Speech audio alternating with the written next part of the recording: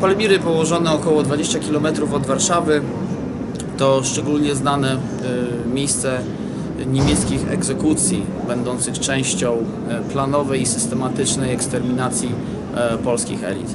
Na początku Niemcy przeprowadzali te eksterminacje na terenach wcielonych do Rzeszy w ramach tzw. Intelligenzaktion, a następnie na terenie tzw. Generalnej Guberni, czyli na terytorium okupowanym w ramach operacji AB, czyli specjalnej akcji pacyfikacyjnej, jak to nazywali Niemcy, Außerordentliche Befriedungsaktion. Oczywiście akcja ta nie miała nic wspólnego z pacyfikacją, była to po prostu planowa eksterminacja osób, które mogły być w przyszłości niebezpieczeństwem dla Rzeszy i mogły być później aktywne w ruchu oporu.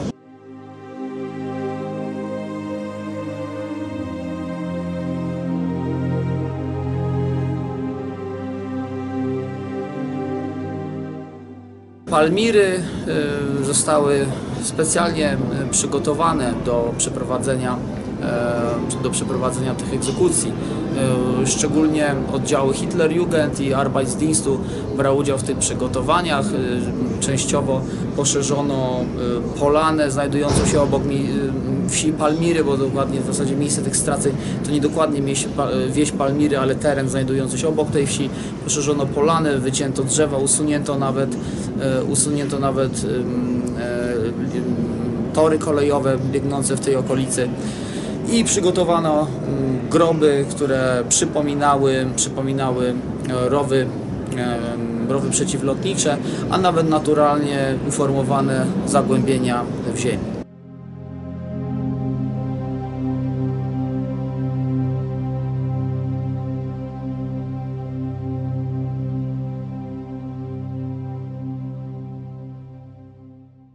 Straceńców przywożono w tajemnicy, najczęściej z Pawiaka. Informowano ich o tym, że jadą do obozu koncentracyjnego, zabierali ze sobą dokumenty, swoje osobiste przedmioty, wiedząc o tym, że zdając sobie sprawę po pewnym czasie, że jednak nie są wiezieni do obozu koncentracyjnego, ale że ciężarówki, widząc, że ciężarówki skręcają w las, wyrzucali te przedmioty, aby inni później mogli ich odnaleźć. Skazańcy prowadzeni byli właśnie do tych masowych grobów, stawieni na krawędzi właśnie tych rowów wyglądających jak rowy przeciwlotnicze i zabijani z karabinów maszynowych, po czym dobijani byli z pistoletów. Możliwe również, że grzebane były osoby jeszcze żywe. Niemcy generalnie przestawali się zajmować tymi straceńcami w momencie, gdy nie dawali już żadnych oznak życia. Następnie masowe groby przysypywane były warstwami ziemi, maskowane przy użyciu ściółki. Na tym miejscu również sadzono sosny.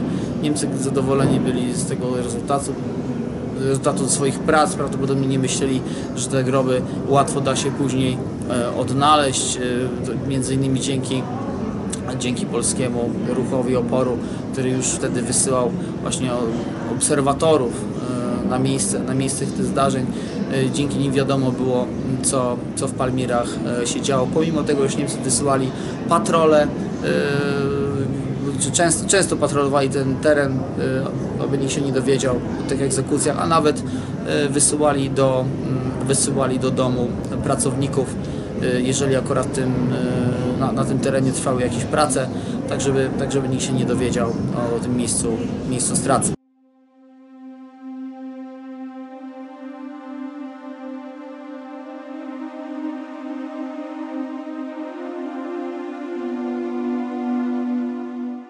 Oprócz znamienitych polskich polityków, czyli m.in. Macieja Rataja, byłego marszałka Sejmu, czy Mieczysława Niedziałkowskiego, przywódcy polskich socjalistów, w Palmirach zamordowany został również Janusz Kusociński, przypomnijmy, złoty medalista z Los Angeles w biegu na 10 km, który walczył w obronie Warszawy, dwukrotnie ranny, odznaczony Krzyżem Walecznych.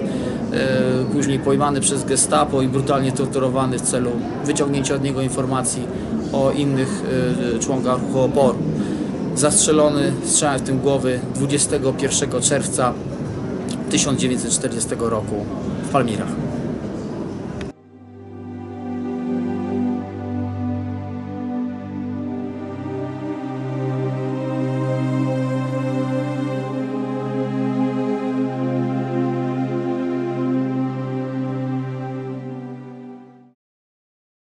Zapraszamy do subskrypcji naszego historycznego kanału. Kliknij na czarną ikonkę Pro Patria Poland Team i subskrybuj.